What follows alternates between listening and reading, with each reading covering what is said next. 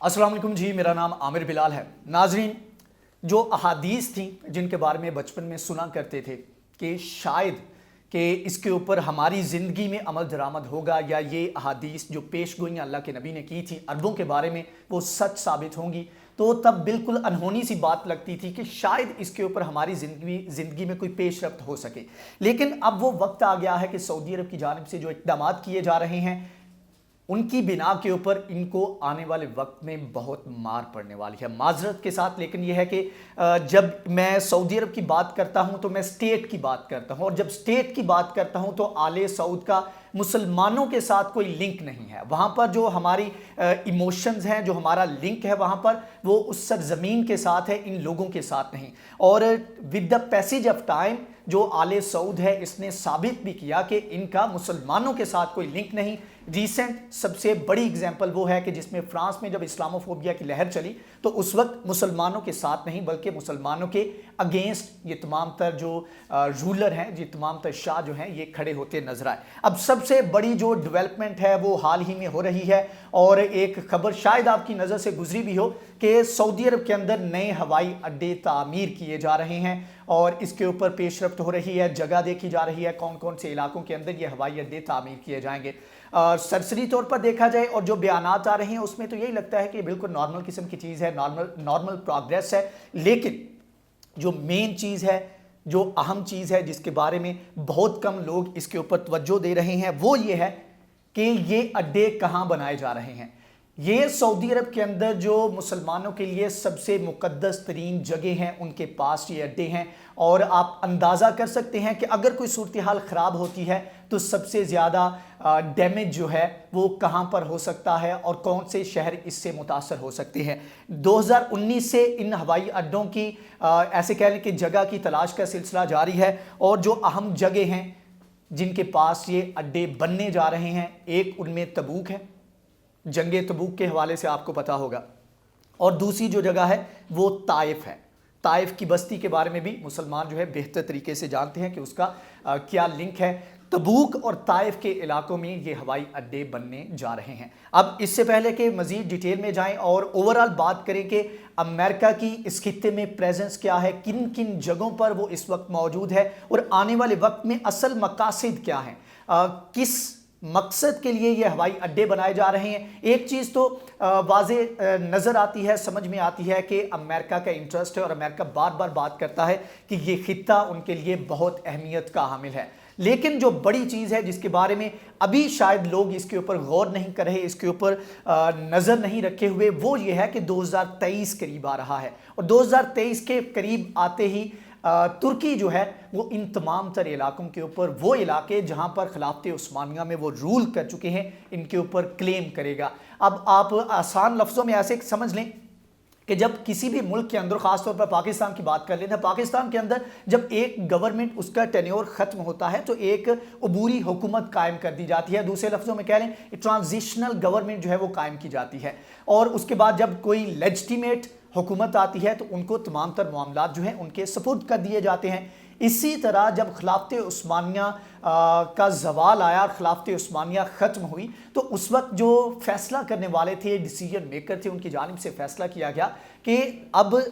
तुर्की जो है वो अपनी एक मखसूस एक इलाके तक महदूद रहेगा। 100 साल के लिए पाबंदियाँ आयद कर दी गई, और ये तमाम तर इलाके जो अरबों के इलाके थे, मशरिक़ वुस्ता के तमाम तर जो इलाके थे, इनके ऊपर आले सऊद को ऐसे कह लें कि केयर टेकर के तौर पर, अबूरी हुकूमत के तौर पर इनको दे दिया गया कि जब तक ये तमाम तर चीज़ें चलती हैं आप इन जगहों पर अपने मामलात जो हैं वो इनको देखें, इस तमाम तर इलाके को आप कंट्रोल करें। लेकिन जब ये तमाम मुआहदे ख़त्म होंगे, ये 100 साला मुआहदा ख़त्म होगा, तो आपको ये जो इसके राइटफुल ओनर कह लें या रूलर कह लें, उनके आपको सपुर्द करना होगा,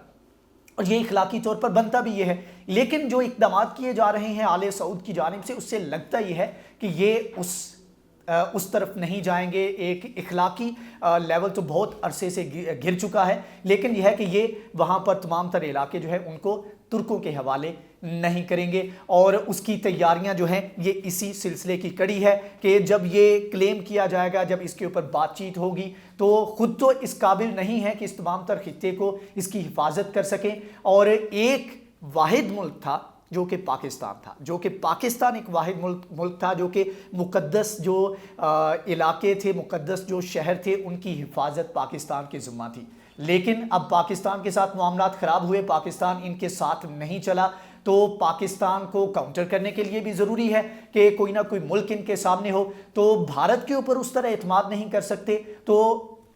ایٹ دی اینڈ یہی بچتا ہے کہ آپ اسرائیل کے ساتھ تعلقات بہتر ہوئے تو اسرائیل کو آپ یہاں پر لے آئیں یا پھر امریکہ کو لے آئیں. اسرائیل کے اوپر بھی اس طرح آپ انحصار نہیں کر سکتے, سعودی عرب اس طرح بلائنڈلی ٹرسٹ نہیں کر سکتا. تو ایک آخری آپشن کے طور پر امریکہ بچتا ہے. امریکہ کو جہاں پر اس نے ایک شورٹی دی ہوئی ہے کہ وہ ان تمام تر علاقوں میں سعودی عرب کی ساورینٹی کو اگر کوئی چیلنج ہوا تو اس کی حفاظت کرے گا. تو دوسرا سب سے بڑا جو اس کا انٹرسٹ ہے وہ یہ ہے کہ تیل کی جو تمام تر جو علاقے ہیں وہاں پر تیل کی جو ایکسپلوریشن کی جاتی ہے تو اس کا سب سے بڑا بینیفیشری وہ امریکہ ہے. اور تیل کی جو ایکسپلوریشن, اگر حال ہی میں اس کے اوپر ویڈیو بھی ہم نے کی تھی کہ تقریباً 1 ملین سے زیادہ جو پر ڈے کے حساب سے جو ایکسپلوریشن کی جاتی تھی, خام تیل نکالا جاتا تھا, اس کی کمی کی گئی ہے. 9 کروڑ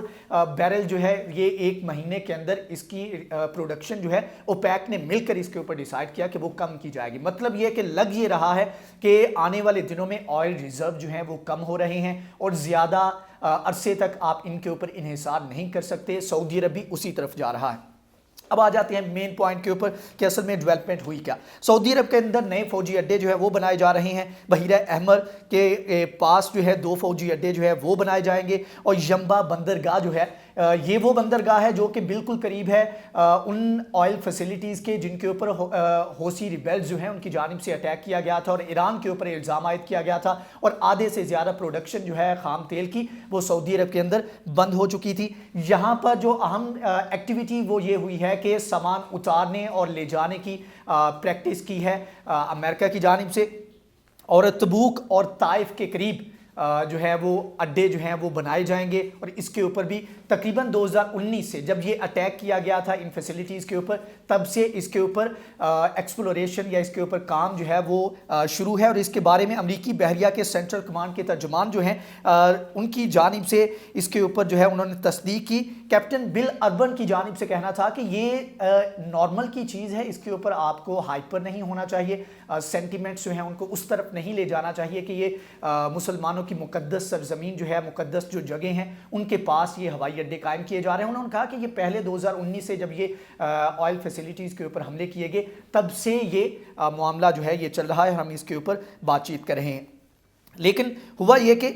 جو بڑی چیز ہے جو کہ اس تمام تر معاملے کو اہمیت دیتی ہے سعودی عرب, یہاں پر بتاتا چلوں کہ سعودی عرب کی جانب سے اس تمام تر ایکٹیویٹی کی نہ تردید کی گئی ہے نہ اس کے بارے میں تصدیق کی گئی ہے. لیکن یہاں پر امریکی بحریہ کے جو سربراہ ہیں سینٹرل کمانڈ کے جنرل مکینزی, جس طرح ہمارے ادھر